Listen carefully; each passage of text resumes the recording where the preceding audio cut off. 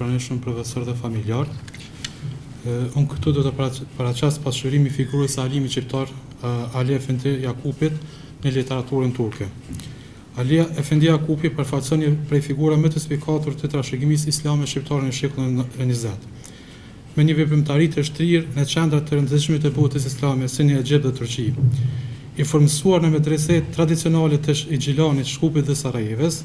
ai thelloi dijet e tij institucionin më të lartë të dijes në Egjipt në Universitetin e Azharit, ndërkohë që kontributin më të rëndësishëm e bëri në Turqi. Në një kohë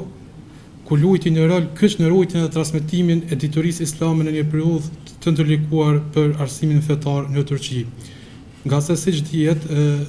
vitet kur qëndroi dhe kontriboi me Ali Jakup Efendiu në Turqi kishte filluar si mësimi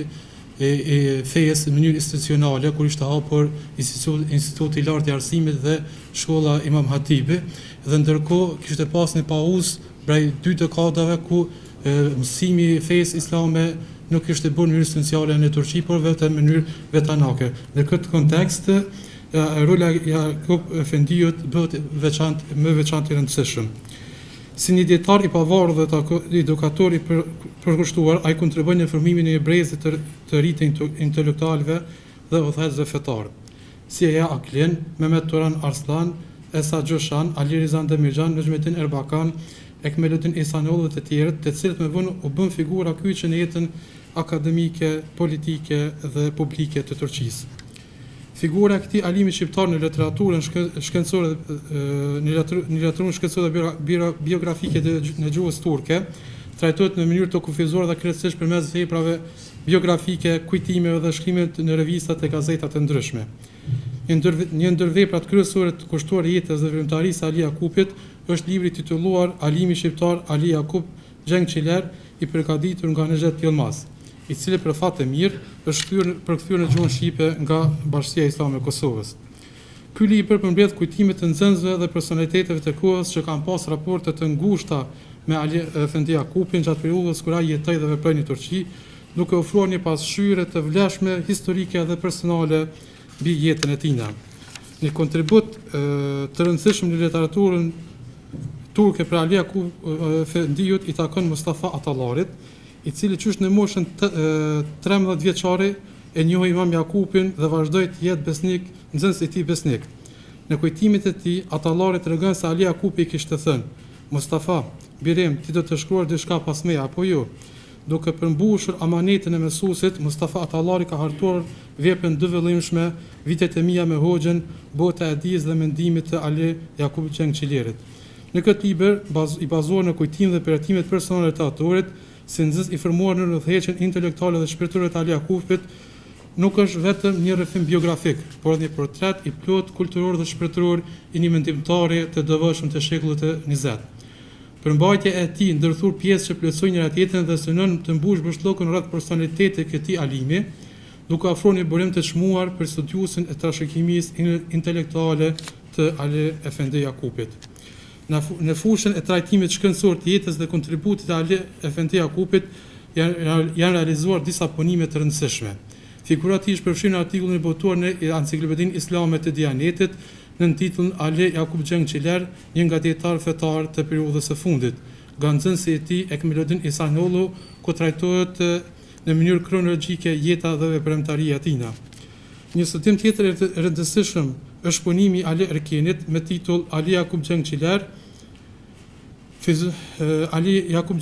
Feyzullah Haxhi Bayraç dhe rishikimi i traditës pas medreseje, të botuar në revistën e Fakultetit Ilahiyat pranë Universitetit të Marmaras në vitin 2019. Ky studim analizon duke mbështetur në kujtime dhe burime të historisë gojore provojat e ngjashme të Ali Efendi Jakupit dhe Feyzullah Haxhi Bayraçit dhe synon të shërtoj formën e transmetimit të dijes islame gjatë periudhës së transformimit të drejt e shoqërisë moderne. Autori vlerëson në mënyrë krahasuese ndikimin e arsimit fetar dhe marrëdhënieve shtet-fe në këtë proces, duke theksuar strategjinë e përshtatjes që dietarët fetar si Ali Jakup Efendiu dhe Feyzullah Haxhi Bayraçi zhvilluan në kontekste ndryshme shoqërore dhe politike. Ky punim paraqet një kontribut të rëndësishëm për kuptimin e mënyrës se si tradita mësimit në medrese përshtaten me realitetin e ri modern, sidomos pas periudhës osmane dhe në kuadër të reforma kulturore pas vitit 1945. Një tjetër kontribut shkencor është prezantuar edhe nga Fejza Bytyl Köse në punimin me titull Personaliteti akademik i Ali Jakub Xhençilerit, një prej ish nxënësve të medresës Meda dhe ndikimi vrimtarisë së tij në fushën arsimore fetare në Turqi,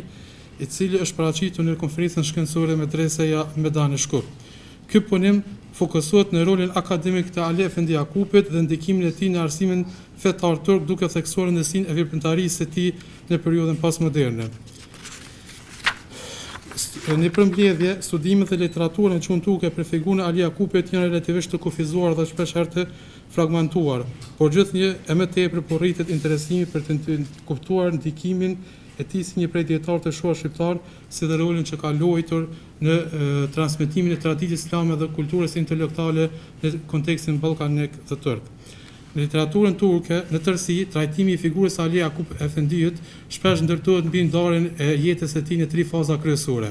duke u fokusuar veçanërisht në periudhat që kanë luajtur rol vendimtar në formimin e tij si dietar dhe personalitet publik. Faza e parë përfshin periudhën e fëmijërisë dhe rinisë së hershme në Kosovë, Ballkan, konkretisht në qytetin e Gjilanit, Shkupit dhe Sarajevës, kur ai mori edukimin fillestar dhe u formosua në aspektin kulturor e shpirtëror. Kjo periudhë përfaqëson një moment kyç të konsolidimit të identitetit të tij fetar, kombëtar dhe intelektual. Përpjekja për të ruajtur identitetin personal dhe kolektiv në rrethana të vështira historike, të karakterizuar me pasuri politike, presion kulturor dhe sfida sociale që vinin nga sistemi komunist të ish Jugosllavisë, u bën pjesë përbërëse e përvojës së tij jetësore, që në moshë të re ai ishte dëshmitar dhe pjesëmarrës i përpjekjeve për vjetesën shpirtërore dhe kulturore të popullit shqiptar, përpjekje që lanë gjuhën të thella në vedinë dhe formësimin e tij intelektual. Dhimbja e detyrimit për ta lënë vendlindjen në ritmi dhe pamundësia për të kthyer me pas në Kosovë, beti plak e hapur në kujtesën dhe ndjeshmërinë e tij. Ai kur nuk e harroi vendin e origjinës, ai i cili zinte një vend të veçantë në botëkutimin e tij dhe ndikonte fuqishëm në angazhimin e tij të mëvojshëm intelektual, shpirtëror dhe publik. Përvoja e lidhur me emergjimit u bë një farforme themeli gjithë veprimtarisë së tij më tejshme, duke përfaqësuar një frym furnizimi të përhershëm në jetën dhe mendimin e tij.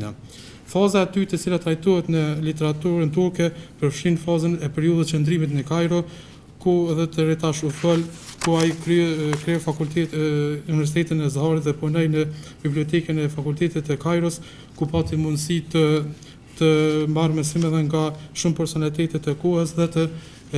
lexoj libra historike, shkencore, fetare, historike, domethënë nga origjinal për shkak se ishte një poliglot i cili dinte më se 7 gjuhë. Ndërsa faza e tretë qëndron në periudhën e tij në Turqi, ku trajtohet për kontributin e tij që të pazavendësueshëm që ka dhënë në fushën e edukimit dhe të talebeve dhe formimit të brezave të rinje. Ai mësimet, siç u përmendi, ka bënë në xhami, në qendra, xhami të ndryshme,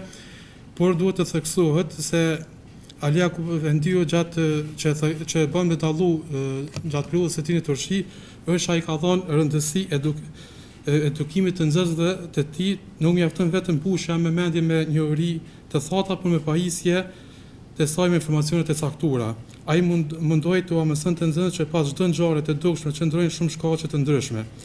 Ti ndërgjegjësonte për rëndësinë e identifikimit të këtyre shkaqeve, renditjet e tyre sipas rëndësisë, testimit të saktësisë apo pasaktësisë së dijes së fituar, filtrimit të gabimeve, kryerja analizave dhe sintezave të informacionit dhe në fund të jetë një gjendje që sapo shohin shkaqet që janë në gjendje të parashikojnë rezultatin. Pra,